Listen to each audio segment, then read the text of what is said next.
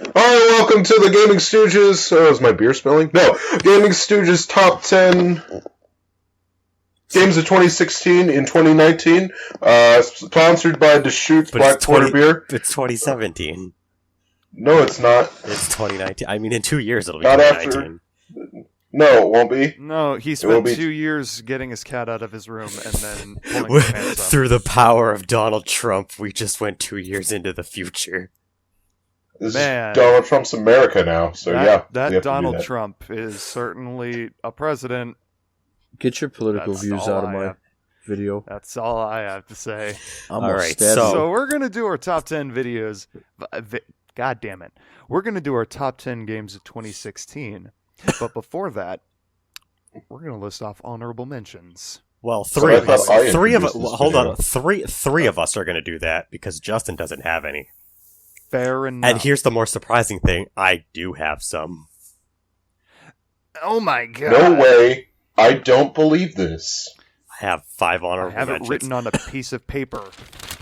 I played more than 15 games last year. Why ain't you fucking special? Yeah. He is special. For once in my life. Oh my god, Landon, you're so funny. Anyway. Special ed. You're okay. So we're going to go in the usual order that we go. So it's going to go Jack, me, Justin, Landon, and me is Cloud. Jack, me, Justin, Landon. Yes, Jack, me, Justin, Landon. We have literally never changed the order, so... And we're never going to. If it ain't broke, don't fix it. Exactly. Although one day we might. Okay.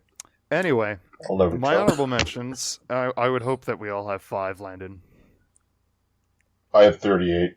Yeah, okay. I'm going to have to ask you to cut that to 5 in like the next 20 seconds. No, he has at least 50 seconds because I did say that my last honorable mention I want to talk about for about 30 seconds. So he has at least 50. You needy fuck. Okay. Trust me, mentions. Go ahead. Let's just get the road on the show, okay? The road on the show. My honorable mentions are Zero Escape, Zero Time Dilemma, The Last Guardian, Pokken Tournament, Kirby Planet Robobot, and Firewatch.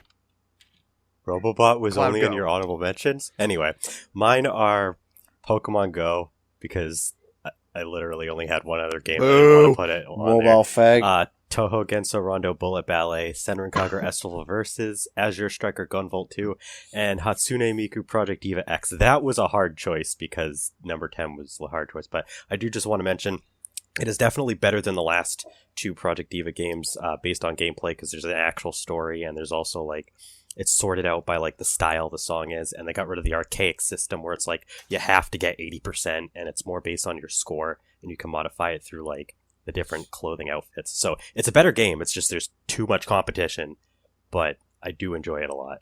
Those are mine though. We're skipping Justin because Justin doesn't have any. Landon. That might have actually been less than 30 seconds. I'm sorry. Your honorable mentions pre. Fuck, hold on. Wrong list. Stop looking at your top hentai Valkyria list. Chronicles, Drive, Tadpole Treble, Waifu Wars Fates, and Uncarded is of that list. Unfortunately, that is not the list I'm supposed to be reading off this fine evening. Although I probably will use that entire list for my real list. What are we doing? Honorable mentions for top games of 2016. Oh, wow, this is funny. Some of these actually match. Doom, Valkyria Drive, Project Cross Zone 2, Dragon Ball Fusions, and Mario & Luigi Paper Jam. Alright, so... You just did that, so I have a harder time editing. And now, because that's the Landon way. And now we're actually going to move on to our lists. This first video is going to have 10 through 6, and the next one's going to have 5 through 1, as we usually do. Jax, usual. Start your number 10. My number 10 is a sequel to a game that no one really cared about. And honestly, I thought the sequel was going to be even worse, but I'll be darned if they didn't put some amount of effort into this game by giving an actual campaign. My number 10 is Titty Mega Man. 2. Mega Man. It's the best Mega Man game released this decade, Titanfall 2. So yeah, this is a game that I wasn't going to play, or I wasn't planning on playing until I heard that it was like actually good, and I'm like, okay, I'll play this game, and I found it for cheap. It's all my fault. It's kind of his fault. And I played through the campaign, and I'm like, you know what? This game is really fucking fun. It's got like, I mean, it's more or less like a gameplay-wise, it's more or less a standard FPS with like additional parkour and double jumps and shit. And the Titans are fun, and the story isn't anything spectacular, and the main character is about as generic as main characters get. But BT is cool, so you know. I should say as generic as FPS main characters get. But at the very least, they give him a voice. So, you know, that's a leg up on just about anything. That feel when a voice protagonist is generic, I wish I could speak, is generic as fuck, but yet Doom Guy has more personality than him. Yeah. But we'll be getting to that game later. Oops, did I just spoil that? Ooh. I mean, No. it wouldn't be a Gaming Stooges list if we weren't implicitly spoiling later entries into our lists. Cloud, it's your turn. Yay! Okay. My number 1 is... But it's not... We're not there yet. My number 10 is original character Do Not Steal with no English voice Shadow cast. the Hedgehog? No, it's Dragon Ball What Scene's Fusions. Quest? It's Dragon Ball Fusions. Oh, Shadow the I Hedgehog? thought I had that one. I had The best that one. first-person shooter?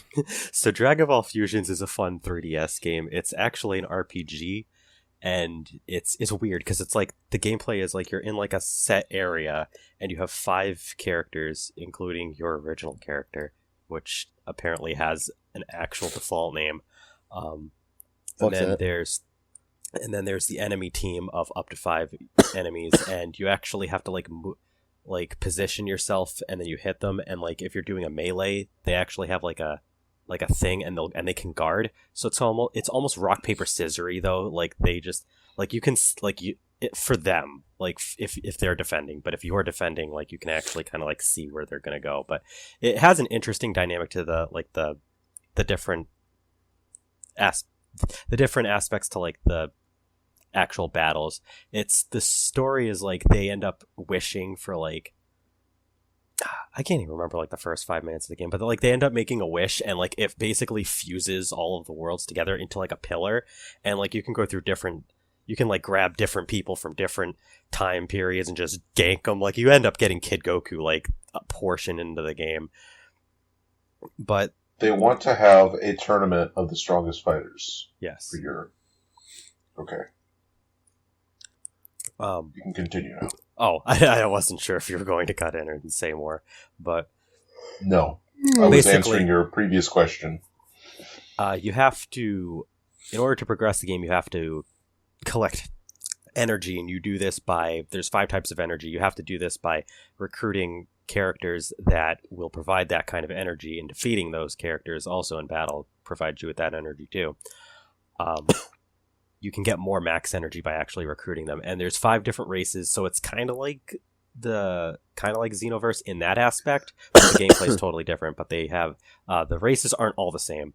There's you have your Saiyan, you have your Earth or Earthling, human, whatever they call that one. It's Earthling.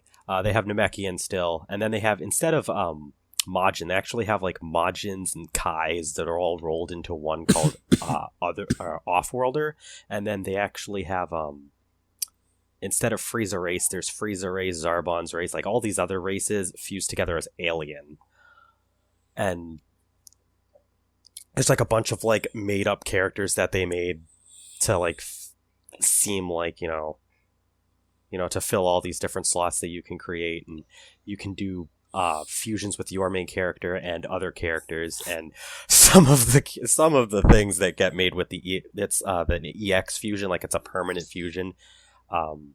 As long as you keep it on, you can defuse them if you want, but like some of the things that you can create with that is just so fucking god awful looking. But yeah, it's actually really fun because you can customize your team in decent amount of ways. Music's alright. I think what's really interesting though is that battle system that I mentioned, because I've never played anything that plays like Dragon Ball Fusions does, because you can like do ring outs and stuff like that too. It's kind of a simple game once you actually like fully understand it though, so I don't really know if I have much else to say about it. But there's also more that I could say, but I'd rather just let Landon say it because he has a way with words. I'm sure he'll get to it. What? It was in my honorable mention. Damn it, that's right. Fuck. Well, do you want me to talk about it? If you want. Otherwise, we should just go on to Justin. I just thought it was a fun game, but honestly, my biggest problem with it is like the sex. It's not good enough in the game. Actually, yeah, the sex is not good. No, the text size is like weird because it'll like change. So like if it's like a really short sentence, all the text will be really big. But like they don't have like a standard font size. It'll really crunch. So there are times when it gets really hard to read. But other than that, I mean, the gameplay's tight. The story's, there. There's a lot of different characters to fuse with. Moves are fun to use. Just kind of, the main story is fairly short. I think I got it done in like 30 some hours. But there's a lot of extra stuff that you can do in it. Like, there's a lot of characters afterwards for you to add to your team. All right, Justin. Well, who are you again? It's your turn to tell us your number 10. He's me. Why am I here? I'm you, but stronger. That's such an old meme. I don't get it. What is this, 2014? I'm going back to bed. No, get back here. Tell us your number 10. Uncharted 4. Oh my god. You actually played it. Yes. I also haven't finished it yet, which is probably why it's so low. I mean, I don't hate the series, but at the same time, I haven't really dedicated a whole lot of time to it. It has Drake being Drake, and I guess he's part Tarzan too, because you can like swing on shit now, so that's a bit weird. I don't know. It almost feels like it's got some weird cooperative feel, because I mean, you always had like someone like Sully sometimes backing you up, but fuck, what was his name? The guy who's always like with Sam. Huh? Sam is like always with you, like constantly. Like I don't think there's like ever a point where you don't have some sort of like partner with you, which is kind of weird because there is points where Drake usually would get separated. So I don't know if that's just gonna happen later or what. But there are points in the game where it happens. There's a funny part in the game where it happens. There's some extra spooks, as in like apparently there's more hidey holes. Like you can actually go all fucking like what some of the newer Assassin's Creed did, and you can actually hide in tall grass. You can be your own Pokemon. You could do the realistic thing that would happen in Pokemon, where a Pokemon would jump out of tall grass, gank your ass, and then you'd be dead. Uncharted 4, the real Pokemon Go. The best Pokemon game. I caught a Drake. Yeah, but it plays more or less like the old games, which isn't a bad thing. It just means that, you don't have to relearn fucking controls. Don't put it on auto aim. I don't know why I wanted to try that, but auto aim is garbage because it does exactly what it says, but sometimes that precision throws you the fuck off when you try to manually aim. And on top of that, I noticed that the reticule will not let you leave the auto aim like circle thing. There's like a circle that appears if you try to auto aim. I just did it to test to see what it would do because I don't think any of the other games did it. And you're pretty much stuck on a target. It's pretty much an aimbot that won't let you do anything else. So it's like, oh, okay, that's going away. That's stupid. But yeah, I think the game is alright. I haven't finished it obviously, but if it's anything like the other Uncharted games, I won't be like dissatisfied with it or anything like that. So yeah. Landon. On my fake list, it's Shantae and the Pirate's Curse. Shantae and the Pirate's Curse is a really good game that came out not this year. In 2014. And you can see more of it in our LP of Shantae and the Pirate's Curse by GamingStooges. Meanwhile, where's my actual list? Why do you have a fake list? Because Landon has always done a fake list. Because I made it a million years ago. I made it before my real list. I think I made the fake list like 4 months ago. Oh. And I just found it. Anyway, my real, quote-unquote, number 10 is The Legend of Heroes Trials of Cold Steel 2. Oh.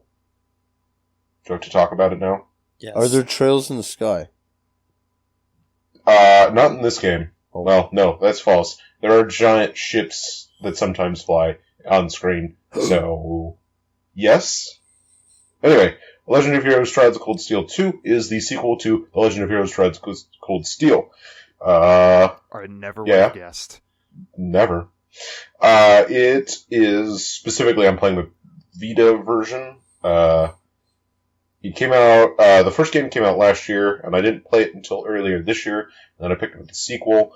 I, like Justin, am not even, like, remotely close to beating this game. I started it way too late, for reasons, because mainly I'm lazy.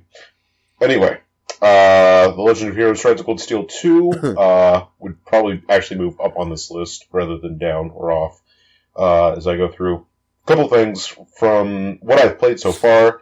I've been enjoying the new mechanic. I won't go through and explain anything, because, just go play the first game. But they added a new overdrive mechanic, which is neat. It lets you do 3 attacks with a partner in simultaneous, like, in sequence, right after another, without any interruptions. Arts don't have delay, and you automatically unbalance the enemy, which gives you a little bit more strategy when you're in combat. It's also another thing you can save, just like Bravely points, which make a return. I also like this because it is a direct sequel. It takes place 1 month after the events of the first game, and it picks up right where it left off, with Reen cold in the snow. Also, there's more mech battles this time around. Spoilers, there's a mech fight in the first game, and it's not until the very end of the game. This time they're incorporating the mech around a lot more, which I'm happy for, because it was something I thought was neat, but having it only one time felt like it was fairly unrewarding at the end of the fight. Whereas this time we're actually seeing Reen become better using his quote-unquote mech. The story, I think, is so far better, because we jumped out of the school aspect of the game, where we're just going on random field trips around the country of Erebonia. But this time around, you're actually in the middle of the Civil War has fully taken place, and you're in the middle of it, trying to figure out what side you're kind of on. Are you on the Noble Alliance side, or are you with the rest of the quote-unquote rebels, as the nobles have labeled them as? Overall, from what I played, I have enjoyed it. I think I enjoy it so far more than the first game, mainly because of some of the new mechanics added in. Although, I was going to say words. And some of the new characters added. Characters in the first game that I thought, wow, that'd be really neat if they were a character that I could play with, like, could join my party, are now actually playable. Like, Toval, Bracer, and Captain Claire, and some other characters that are playable. Yeah. Overall, I think Legend of Heroes Trials of Cold Steel is a good game, and I say people should buy it. Also, good soundtrack. Yeah. Alright, so we're going to move on to our number 9s. Is it my turn finally? It's been 3,000 years. It's your turn, Jack. Oh my god. Guys, I have a confession to make. Shantae's not Every your game. number No, every game on my list is a first-person shooter. Oh, I was Even gonna Shantae. As far as you know. I was gonna say I can't count to 9. My number 9 is Overwatch. That low. All right. Yeah, you know what? And I'll tell you why. This game is a special case because it's really fun. I get it. Because it's I dumb. also get it. It is dumb. Overwatch is a special case because while I do find the game very fun, there's a severe lack of content right now. It's basically how I felt about Launch Splatoon, except Launch Splatoon had enough shit put into it 6 months after it released for me to put it on my number 2 spot last year. Overwatch hasn't really added much yet. I mean, they have a few new characters, but, like, come on, guys, add some new game modes or some shit. Like, or at least the ability to, like, choose which game mode you want to play. Whatever. I suppose you could do that in competitive. I've never tried. Either way, it's exactly the type of game. I love team-based first-person shooters or just team-based shooters in general. This game, with the right amount of content, has potential to be my number 1 game this year. But, just because of the lack of content in it at the moment, it's not. So, fun game, but there needs to be more of it. That's all I have to say. It's your turn, Cloud. Really? Well, okay. Well, Yeah. before I say my number 9, I would like to say that the entire time you were saying your number 9, You were fading in and out. Yeah, you kept fading, and I think it's because of the sock on your that you were using as a pop filter. Is it? Yeah. Fuck. Yeah. No. See, that's not how that works. Because I'm using my headset for this call. Really? You can't hear what the microphone is output or fuck. You're hearing my headset mic, not my microphone mic. Okay. So, well, I don't know what happened with your headset mic, but you were fading in and out. well, Fuck. whatever. Anyway. I guess we'll hear it. Who cares? My number 9 is Toho Scarlet Curiosity, which was actually notified to me coming out on PS4 stateside by Landon. Thank you. It is it is the spiritual follow. It's not really the exact sequel of sorts because the story is like an isolated thing from the first one, but it is the successor to what is called Yo-Yo Kengeki Muso, or as everybody just calls it, Dat Yomu game, which is a hack and slash starring Yomu that was in the style of the Ys games. But this one has Sakuya and Romelia, which makes it infinitely better just because of my bias. But no, actually, it is much more robust game. The first one, it was arcade style. Like, you went through a few levels, you got a few skills here and there, but it wasn't really that much about it. But this game, there's a little bit of a story to it, which it's passable. Doesn't really matter too much. What I do like, though, is that there's a level up system. You collect, and whenever you kill enemies, you collect new weapons, new armor, new accessories, and those will boost your stats. I think the max level is 99. I think I had Sakuya around like the 50s or something at the end of the game or something like that. But as you level up, you also gain new skills that you can assign to your different skill slots. And in the first game, you had to rotate through one of 3 skills, and you couldn't gain any more. It was like 3 different kind of sword strikes, and that was it. And you couldn't get any more. And then there was your spell card. But in this game, there's like 12, 15 different spells or not spells, just skills that you can use, plus spell card. And you don't have to assign the spell card if you don't want to. Like, you can actually just not even run the spell card, which runs off of a different like meter that you fill up. But there's like I think 10 or 12 stages that you have to go through, and the boss fights are pretty fun. I enjoyed fighting a giant robot and also a giant snake, which I can't remember. It's based on a mythical snake from Japanese lore. I don't remember the name of it, though. I can never remember the name. Orochi? Yeah, no. Wait, was it? That's usually what the snake is. It's Sasuke's.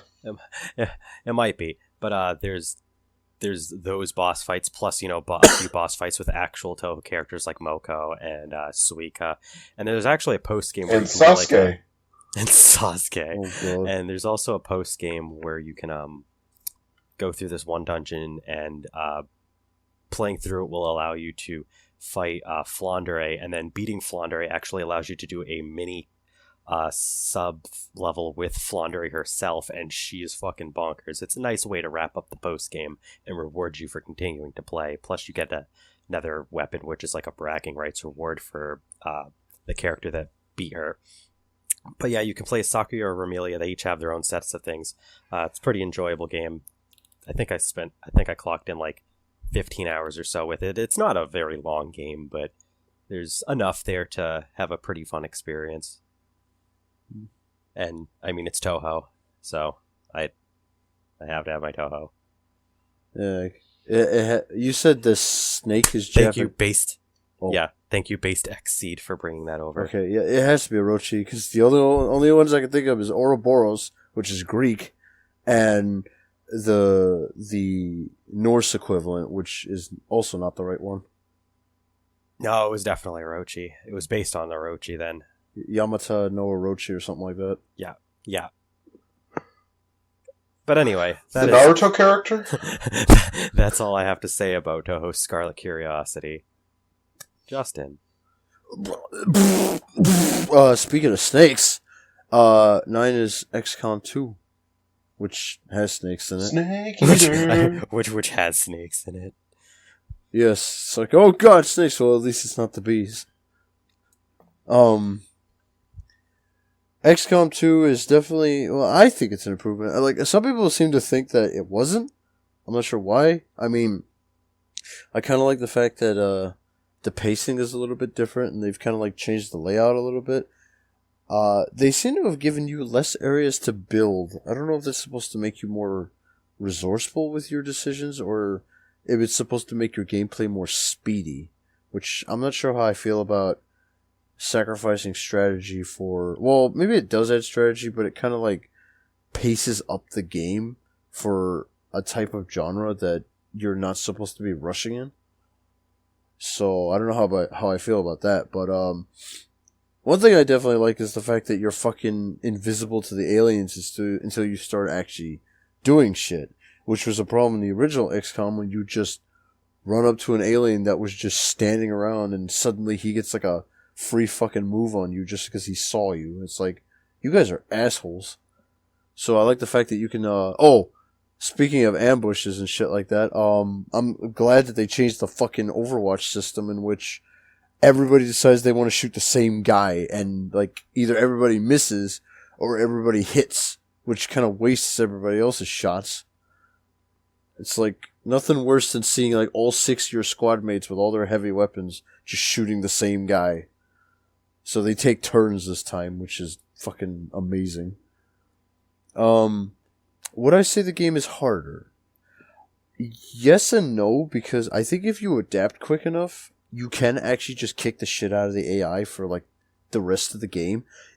Because it works the same system as the original XCOM, where if you just fuck around too long, you're gonna get waves of aliens that are way beyond what you're actually capable of.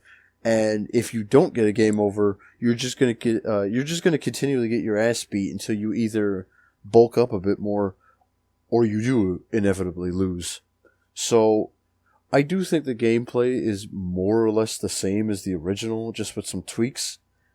And I don't think that's a bad thing, because I do think the tweaks were interesting enough, and some of them were actually even more useful than what the original game gave you.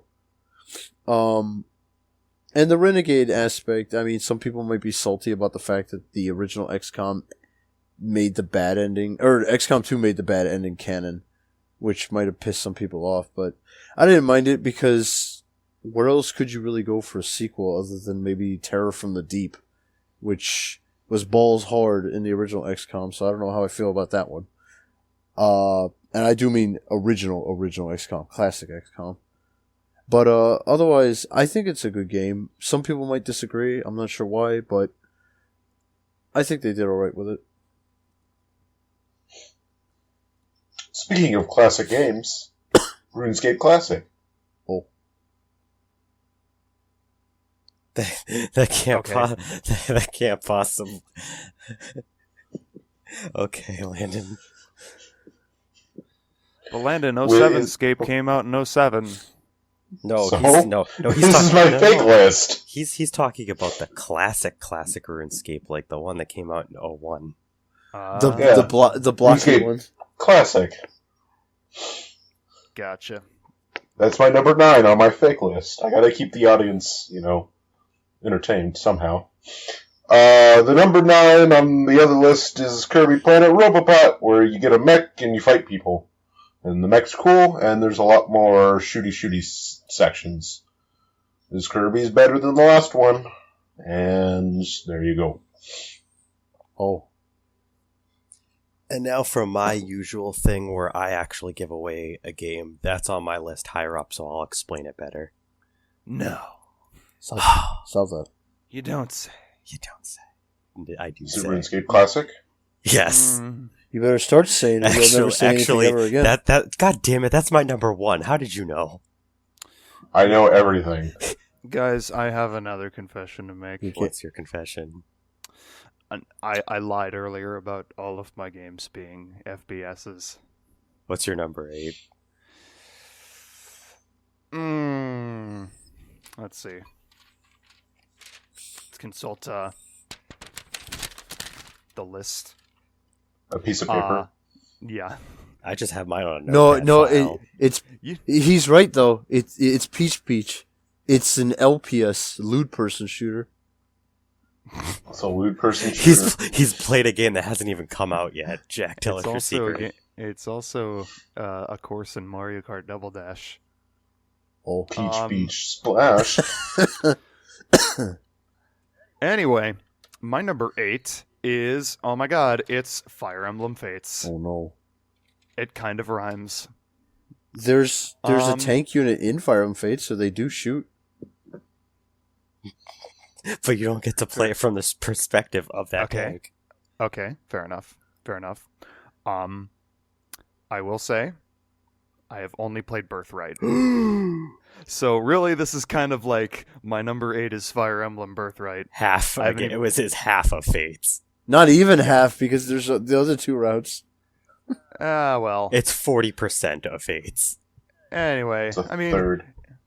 It's 20% I mean, of Fates. is Nah. there any?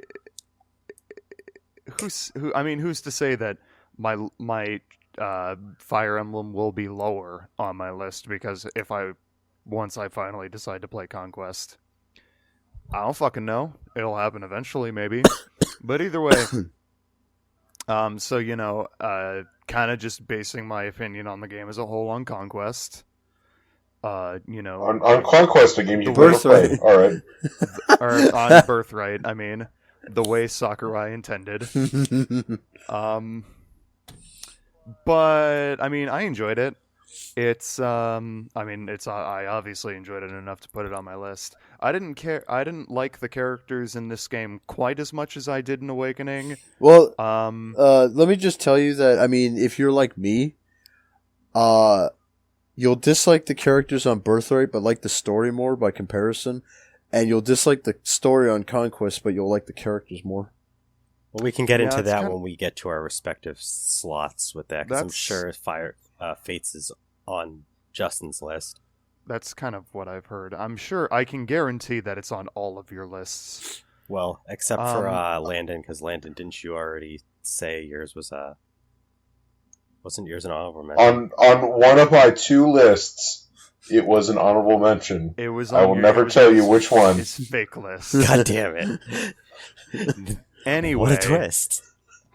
Anyway, yeah. The story was pretty good, although I wasn't a huge fan of all the characters, and I have heard for example, from Justin just now, that the opposite is the case for Conquest, and also that the game is balls hard. I don't know. I like the map design in this game. The music is good, although some of it, is the same. You can be gay with one character in Birthright. Which is kind of, I mean, kind of wish you could be gay with every character. That was the drawing factor for me for Birthright. Yeah. But yeah, I mean, I don't really have a whole lot to say about it. It's a pretty standard Fire Emblem game. I mean, I still had a lot of fun with it. So, despite not, I think it makes you. Much as I think it makes you think more because it doesn't break your characters as much as Awakening did. That is true. That is true. Although I didn't exactly go out of my way to break my characters in Awakening, unlike you guys. But Mosasaurus Rex.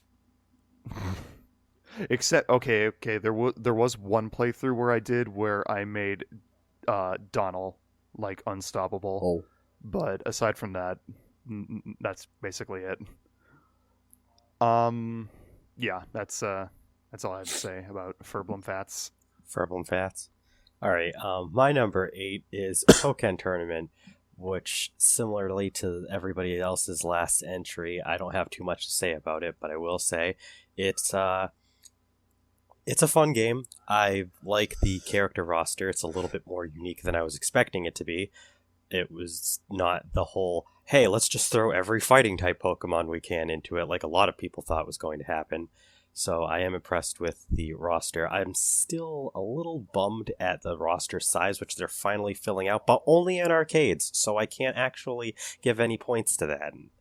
The graphics for what it managed to be after being ported to the Wii U, though, is phenomenal. Like, I've never seen Pokemon look that good. Gay. Oh, is that gay? Is the roster size as abysmal as Burst Limit, which only had 13 characters? No, it's better than that. It's like, it's in the upper teens, and it's gonna reach like 20 with the DLC characters if they ever get them. At this point, though, I'm gonna say if they actually decide to do it, it probably have to be on a Switch port at this point. I'm gonna be in the minority and say that I actually don't mind the number of characters in Pokken Tournament, considering that I play a lot of fighting games where the selection of characters is in the teens as well. I mean, shit, the first BlazBlue game has 12 characters. But yeah, no, I will admit the roster, I think my only real complaint is that there's no Shuckle. Well, besides the story mode being, well, ass weak, which, I mean, it's a fighting game, so I mean, it's not liable to have a good story to begin with most of the time. It is, what was I about to mention? It was like I said, I feel like it, there could have been more.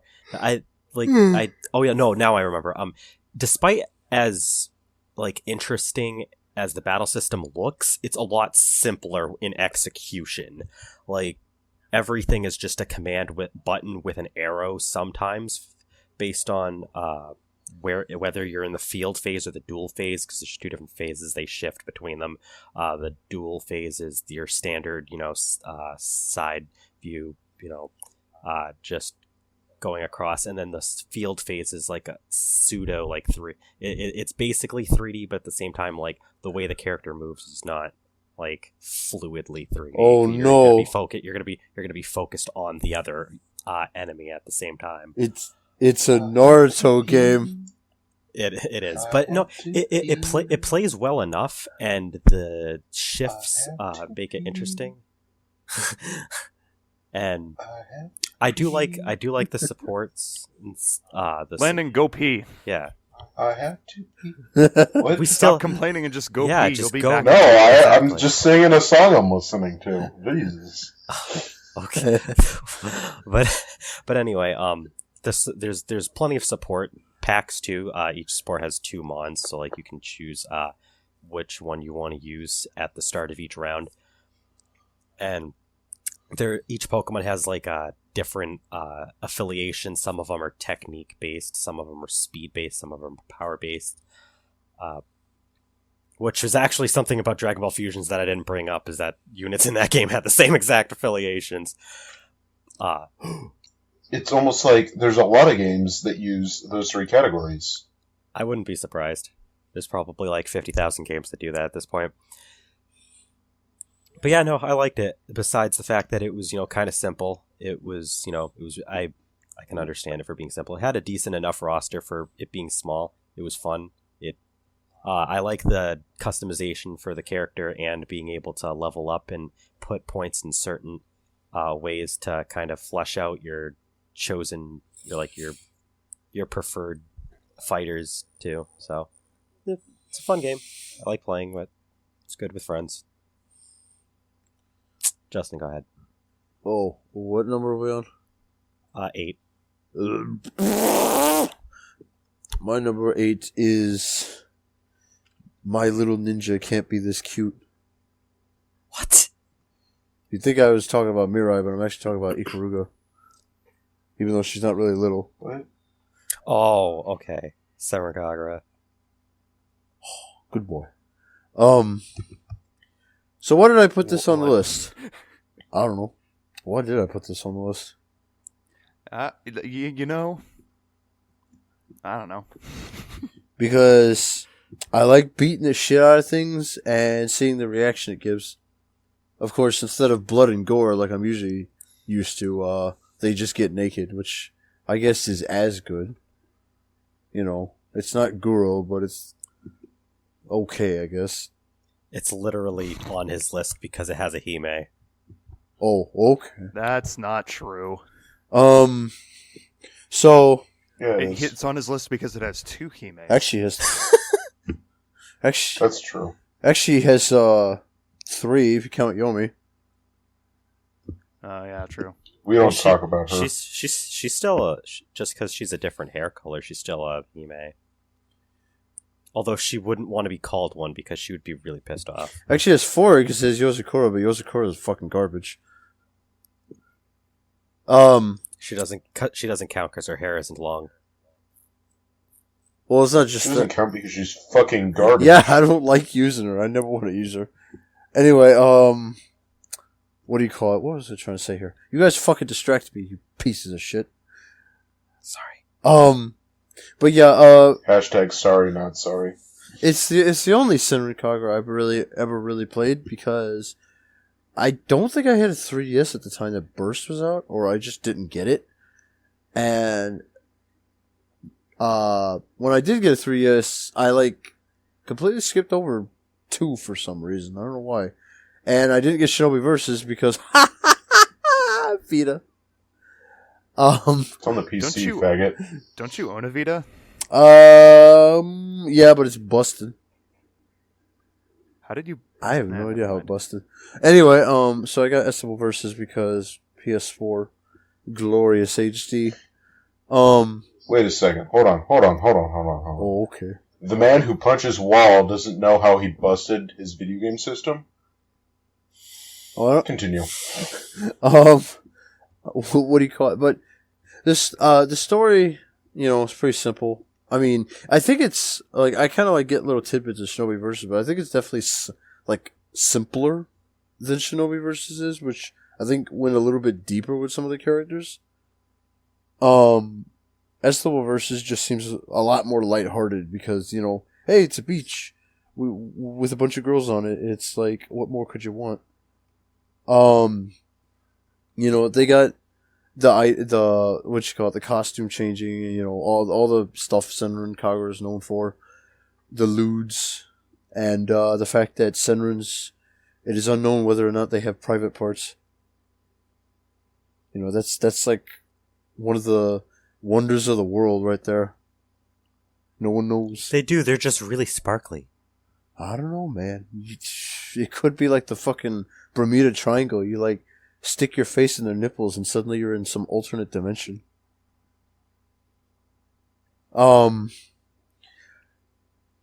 probably not going to talk too much about the story of it because it's kind of it's just silly, really. I mean, there's some serious moments, but it's just silly for the most part. It does have probably the most I've seen Mirai act cute, and it's mostly her interactions with what's her called? Murakuma? Or Muraku... How do you say her name? Or Murasaki. Fuck. Wrong character. God damn it. It's because the beginning of their name sounds similar. That's the mess chick I think I was talking about. But, yeah. Murasaki. Those two I like when they interact together. Because she's like the only one that gives a shit about Mirai. But yeah, the waifus are good. The lewds are good. I think the fighting is pretty fun, mostly because I play a lot of Dynasty Warriors, and that's what it reminds me of. And Yozakura's a piece of shit. So, yeah, that's that.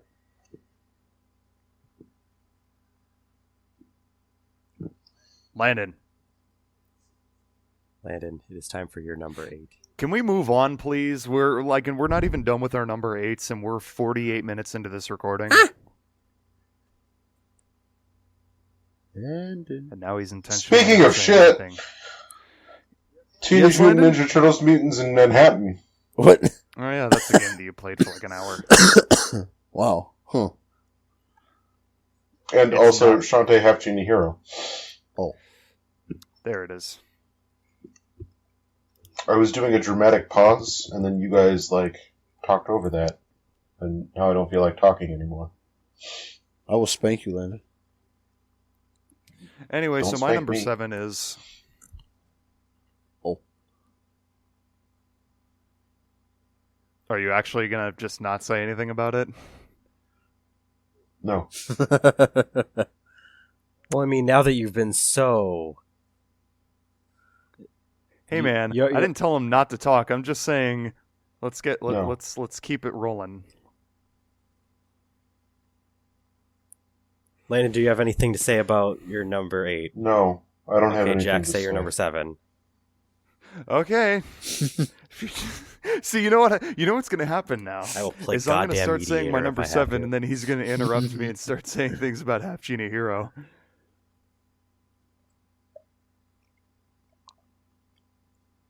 Okay, fuck it. My number 7 is Ace Attorney: Spirit of Justice. This is the 6th entry in the Ace Attorney, the main series, Ace Attorney series, and some people didn't like this game for some reason, and I'm like, you people, you're fucking stupid. This game is great. All of the cases in this game are pretty great, except for the first one I didn't really care for, and even though the 4th case is filler, it's really fun filler, so I didn't care. Goku and Piccolo get their license? But the overarching story in the game is pretty good. I liked it a lot more than Dual Destinies, which I liked a lot less in retrospect, even though I did like it a lot upon my initial playthrough. This game is more or less an improvement in just about every facet, including characters and dialogue and plot, and the villains and their motivations, and it's actually got some pretty interesting, not real world topical political commentary, but it's got some interesting politics involved in it.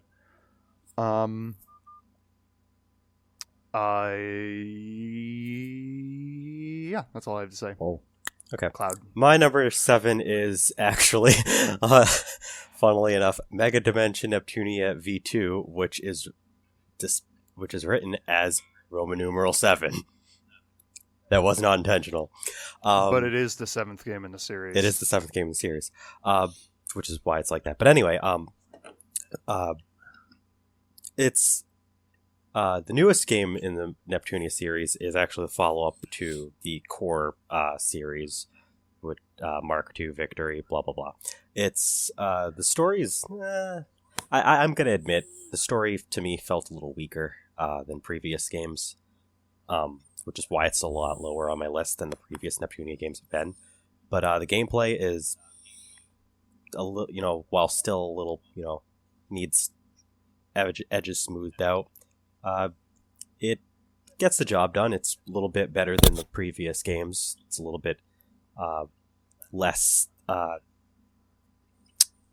outdated, a little more up with the times, I guess. The have like a combo system that combo customization system that's a little more modernized than previous games, where in previous games you basically just you got the combo attack and you just popped it wherever you wanted.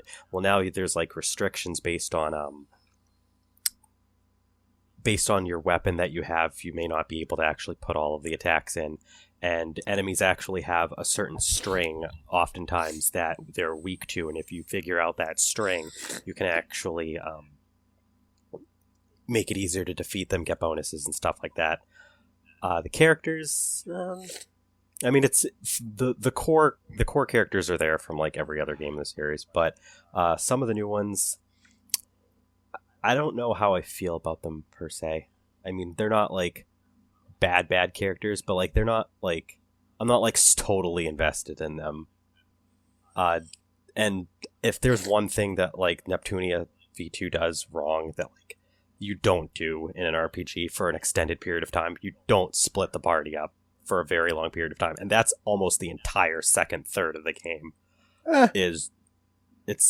I mean, Justin probably feels differently about it, but just almost like it picks up afterwards, but like until like that big section where you have to choose each route, like I can see where it has its niche, but I didn't enjoy it. Dungeon crawling, though, is a lot more fun than previous games, because fighting enemies is nowhere near as annoying as Victory. I will give it that. Like, Victory was so fucking goddamn annoying, because everything had guard points. I'm so glad they got rid of those. Everything could regenerate health. I'm so glad they got rid of that, too. It feels much more like a standard RPG. Not totally up to date with the times for turn-based stuff, but it feels a lot more breezy, a lot easier to go through. Music's still decent. It takes from some of the older games for a couple of themes, but it has a lot of new stuff that actually sounds really good too. I will admit, going back to characters though, Uzume is a really good character that they added. Uzume's entire story, like the first whole third of the game, that was really good. But yeah, it's basically Neptunia at this point. Like, Neptunia has kind of solidified itself in, it's kind of, the core games have figured themselves out, and they're just making, those tiny little bits of progress here and there. And it's, mechanically, it's the best game in the series. Story-wise, I wouldn't say so much. But it was pretty enjoyable. So, that's all I have to say about it. Justin. Who's that? That's Justin. It's you. I don't know who that is, but okay. Oh my god. Number 7 is Furblim Fats. The Oh my god. complete edition. So, what do I think of it as a whole? Let's see. Well, the fact that I could rub both forms of genitals all over Rajat is already a step in the right direction. So, there's that as a plus. Also, I think Justin hates me because I don't think I ever bothered to use her. Yes, you are Eternal Scrub Lord. I mean, you also like fucking killed some of the characters. I mean, I killed Darja in Awakening. So yes, you are. I just have to follow tradition. Infinite Scrub Lord. Admittedly, I did that in my first playthrough of Awakening. And that's why I condemned you for it. Go, man. He had to suffer 40 lashes before I forgave him. Anyway, so, as I was saying, which I probably should have kept last time, but I love interrupting people. Birthright, in my opinion, has the better story of just the two. Because you're not a mopey motherfucker, and you're actually on the fucking warpath, which I prefer because I hate having like a really meek fucking main character. So, that helped out tremendously. I did play Birthright first, which is why I say this, because I was like interested to see what Conquest was going to offer. And it was not garbage, but it was disappointing. Because whereas Fates kind of Whereas Birthright has the kind of lackluster characters but a better story. The opposite is true for Conquest. I love the characters of Conquest. Like, I actually bonded more with the adoptive family than I did with the supposed birth family. Like, I don't know, it's just, they just didn't seem that interesting to me. Like, Sakura was boring because she was the same fucking, the shy girl trope thing going on with her, so she wasn't interesting. Hinoka actually has the least amount of lines out of the whole fucking family on both sides. I think in Revelation she gets like 3 lines. Ryoma was cool because it's Matthew Mercer. Also, I probably thought he was the most interesting character, to be quite honest. And fuck Takumi, he can go suck a cock. And then on the opposite side, Xander was cool. Like, I just like his design overall. I always preferred knights over, like, the samurai look anyway, so that's probably why I have a little bit of a bias for Conquest. Leo was pretty cool. He wasn't as... I mean, he got a little angsty sometimes, but he wasn't nearly as bitchy as Takumi. Elise is the better Emoto, because I like the Genki Girl types over the fucking Shy types. And she's also the most optimistic character, I'd say, in the whole game, so that also helps. And then Camilla is Camilla. I mean, I don't hate her, but she's probably the only character I don't care too much about in terms of, like, the entire Conquest family. But that's probably just about the worst of it. But the story is weak. It is poop. Like, well... I said it wasn't poop, but now I am. But basically it wasn't as good as I thought it was going to be. The gameplay is better, it's more varied, but the story suffers. And then Revelation is just convoluted as fuck, has balancing problems, because you have a lot of recruitable characters that are way too weak for the chapter they're on, and they will get their ass beat if you decide to send them into battle, which pretty much means you mandatorily have to grind them if you want to use them. And mandatorily have it is now the new word. Yes. So says God Knuckles.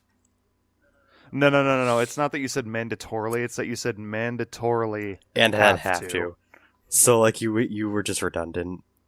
You have to have it. Yeah, that's how much you have to have it. I mean, you can't argue with that. No, but like, okay, Conquest and Birthright played just like Awakening did, where it's just like, let's level the characters for the chapter that you're in, so that way they're not too piss weak, but they're not too, like, OP for no reason. No, Revelation says, fuck that, we're just gonna sprinkle a little bit of everything, and not actually check to see the strength level of these characters. Because the chapter that you get, I don't know, is her name pronounced Nyx, the sorcerer chick? Yes, Nyx. The chapter you get Nyx literally has enemies that could just one-shot her ass if you decide to have her fight anything. So it's like, what the fuck? So that gets annoying. So I have to say the biggest complaint I have with Revelation is that they do not know how to fucking scale. The scaling is all over the place. And that takes down some of the enjoyment, because if you have a unit you like and it's too weak, that's just too damn bad, because unless you grind them, you're probably never going to use them. So if you... Alright, before... okay. Keep going. I thought you were done. I was just going to ask you a quick question before we moved on to Landon's, but you're still talking. Go ahead. Well, I probably have like one last thing to say. The story is kind of... Well, this is where the meat of the story is, because this is where everything is revealed. I won't say what it is because, spillers for some people. But, it's the only satisfactory ending, because it's the only one that you get any fucking conclusion out of the whole thing. Because the other two end in such a way that it's just like, okay, but what happened to this? So yeah, I like Fates, I do, but my feelings about the game pretty much depend on the route. Okay. I was just going to ask you, do you feel like they rushed the Revelation route of the story? Considering it was Like, or not just the story, the game itself, though. I should have said. well, considering it's like Awakening times 3 plus some more, because I think every route has 27 chapters. Well, the thing is the first route you do, you have to do all 27 chapters, and then you start at chapter 6 for the other 2. Yeah. So you only have to do 21 for the other ones, or 22 chapters for the other 2. But I think there are some sections that are rushed. Like, I think Revelation, like, the scaling is rushed because they did not scale at all. Characters are way too weak for the chapters that they're put in. I mean, I've seen characters that do get one-shotted anyway in other chapters, but they're scaled in such a way that they might not immediately die as long as they have some sort of advantage. Like, maybe you put a knight against a mage or something and they will kill it. But Revelation makes it so it's almost impossible to get a kill with them without them dying. Alright. Landon, you're number 7. Go ahead. Dragon Ball Xenoverse 2. Hey, Landon. Go ahead and actually talk about it, because Can you say words this time, from please? from this point and doing the next video, I'm actually timing how long we take, and when we take around 5 minutes, I try to like move the conversation along. So go ahead. I'm good. Landon, I'm sorry. Yeah, I'm sorry that Jack is an idiot and doesn't know how to mediate a little bit better. Oh, excuse me. I had to be the one to say the jerk thing. I wasn't even directing that at him. Landon, please say words. Words. Just talk about the game. It doesn't even matter how long it is at this point. I'm going to make sure that the next video is a lot more smoother anyway. See, now you depressed Landon. Now he doesn't want to talk. He's not actually depressed. He's just being a little shit. Landon, quit being a little shit. I'm busy. You're not busy with anything. I'm playing a game. In the middle of the fucking list. Come on, man. Yep. But, Dragon Ball Xenoverse 2. I already said that. Just say something about it. Say 2 sentences about how you felt about it. It is a good game. I liked it.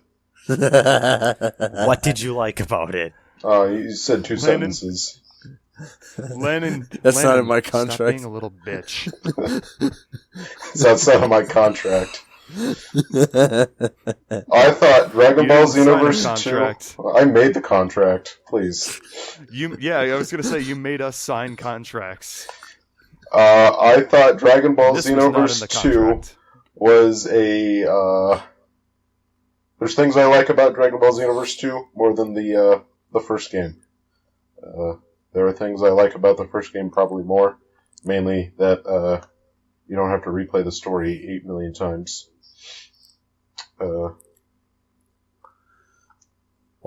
Yeah, there. That's words. What do you like about it less? I already said what I like about it less. He doesn't like replaying the story all the time. Yeah. Well, what do you like about it more? There's more like the hub world's better. Yeah, more characters. I've heard that. Yeah. Alright. Don't worry, I'll be more elaborate because it's higher up on my list anyway. I'm just gonna say that now. It's pretty obvious. Alright, so we'll just move on to our number 6s, get through those, and wrap up this first half then. Jack, go ahead. Okay.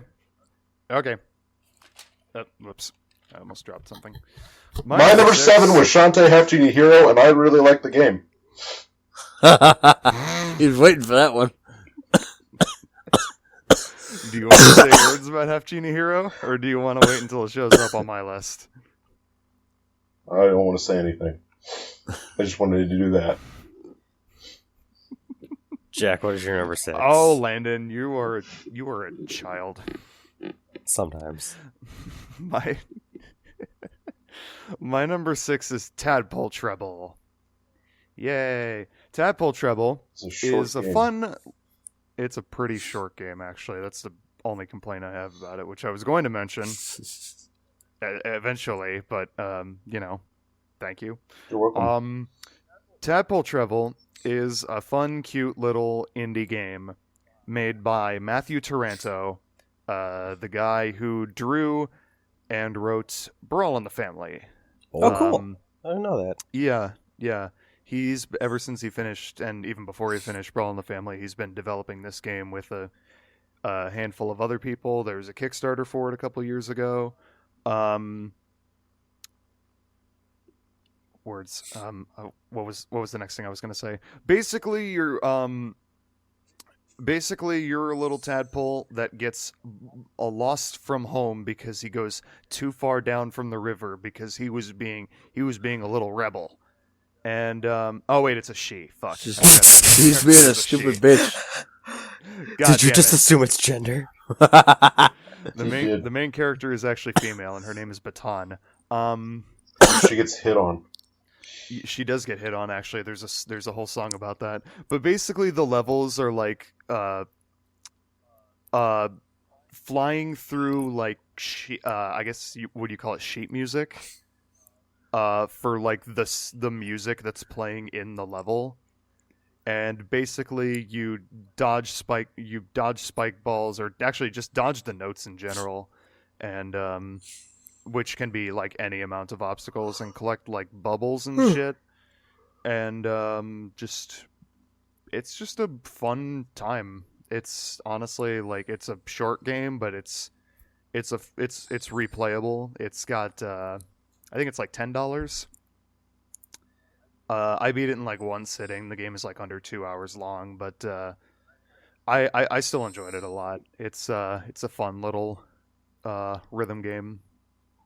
Then and the songs in it are really good too. So that helps being a rhythm game. So Cloud. All right.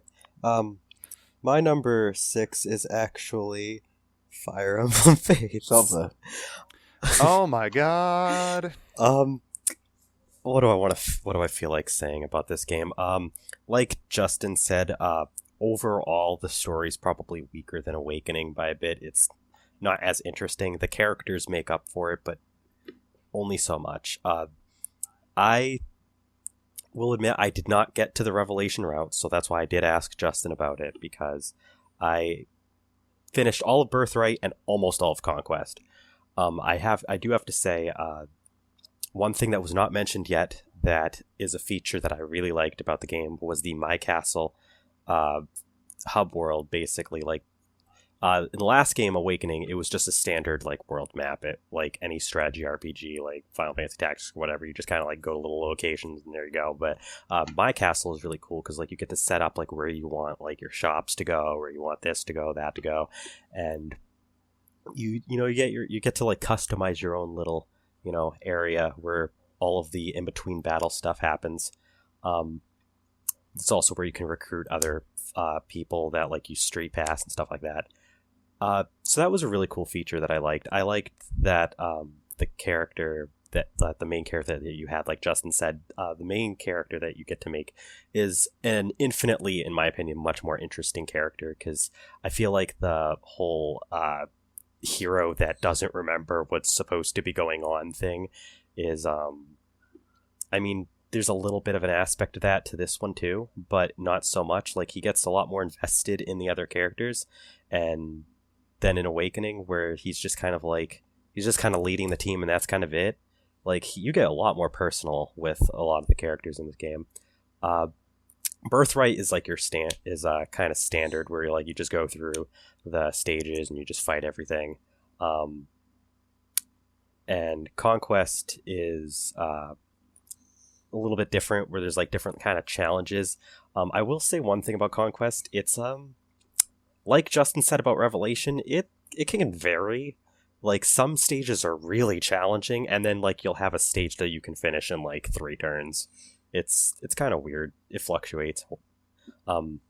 Basically, all of the strengths and weaknesses that Justin had pointed out are basically the same things that I have to say about the game. I enjoyed being able to connect with my waifu, though. That's something that that was fun. Rub her body. You get to rub her head. Pat her head. But did you do it the right way? Instead of using your stylus, you just whipped out your dick? No, I did not do that. Because I think I have the kind of waifu that would actually enjoy that. But yeah, basically everything Justin said. It's basically Awakening 2, but like the weakest thing about Fates is it's such a long trudge. Like, I mean, if you're gonna play the whole game, because each of the stories is a full size game, just about. Like whatever you decide to do first, Conquest or Birthright, that's going to be a full 35 to 70 hours, depending on how much side stuff you decide to do. Although you don't really have the opportunity to do as much side stuff as you do in Awakening, so it's probably going to be a little bit shorter. But then you have to do the other one, and then you get to Revelation, where you have a lot more freedom. So it's like it's a very long game. So if you're not prepared to witness the same story, like 80% of the same story 3 times, it's a little bit of a drag. Not starting with Revelations. But that's about all I have to say about it. Fire Emblem. Oh, okay. I was gonna say, make a stupid joke. Say Fire Emblem Fates is basically if a Sonic game was a strategy game, because there's like way too many fucking stories to go through. Way too many stories to go through. Yeah, that's all I have to say though. You can go ahead and do your number 6 now. My number 6 is Digimon Story Cyber Sleuth. Was wondering when that was going to come in. Because booty shorts.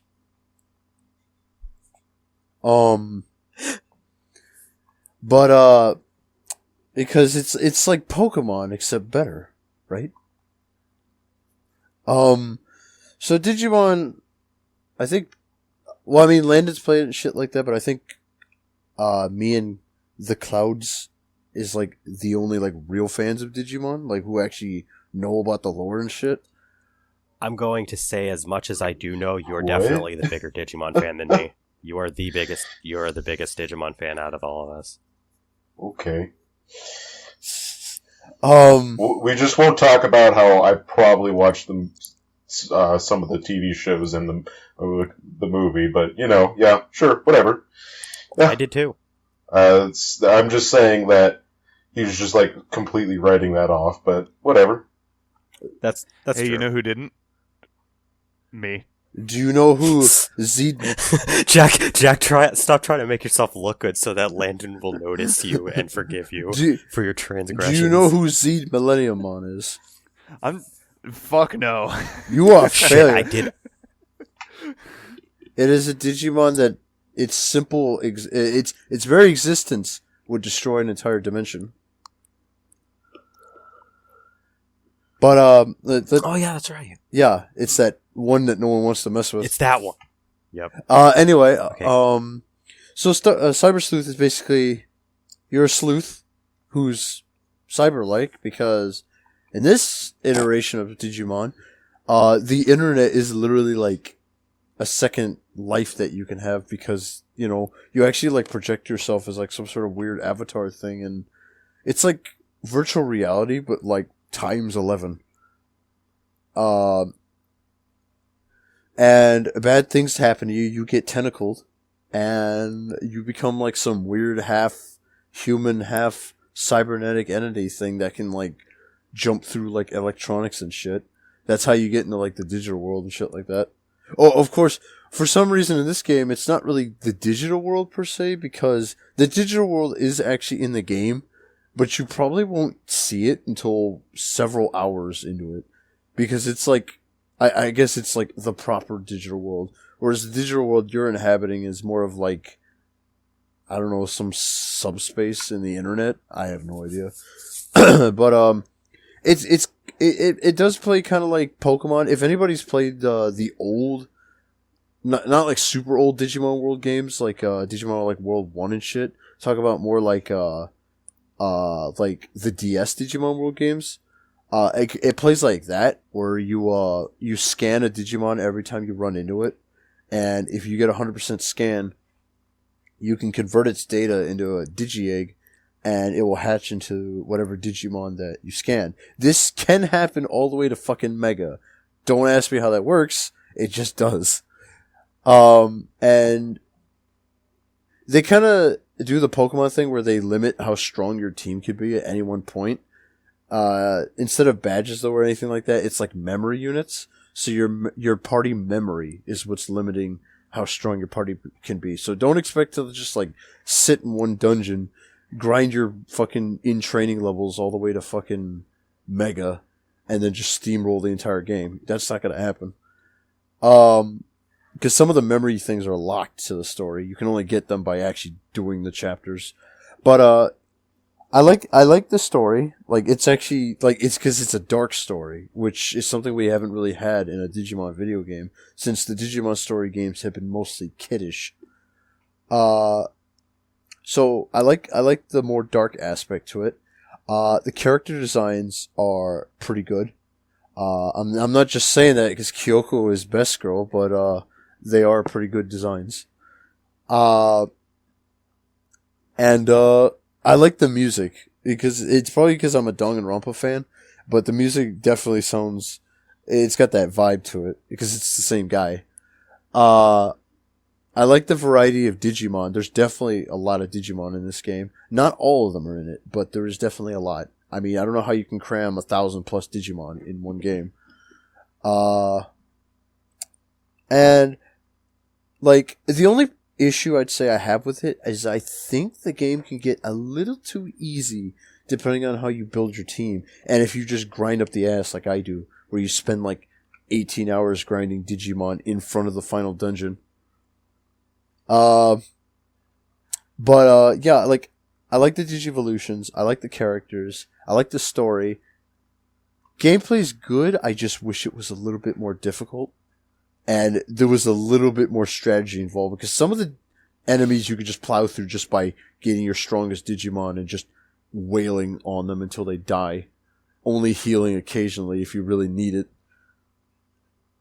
Because the post-game content, which I consider post-game because you can't do this until you get around to like the final bit of the game and then you're done. Where you get some of the more powerful Digimon, the Royal Knights and shit like that, that's pretty much the hardest part of the game is the Royal Knights. They will fuck you up if you're not ready for them. But yeah, besides like the extras and stuff, there's apparently like a token system. You get tokens and do shit with them. I don't know. I didn't really mess with the tokens too much. But yeah, I still prefer Digimon World because story is different from World. But I do like the fact that story definitely has, well, a better story this time around. And you know, I just like the game like in its entirety. Like I think it was pretty well made, especially for a Digimon game that we honestly didn't really expect to get because it was during the time where Digimon games just stopped coming out over here. So I'm glad that it did come out over here because now we might actually start getting some fucking Digimon games again. All right. So, Landon, you're number 6. Go ahead. My number 6 is Senator Kagura Estival Versus. If you care to hear my opinion about the game, go watch our review. Bye.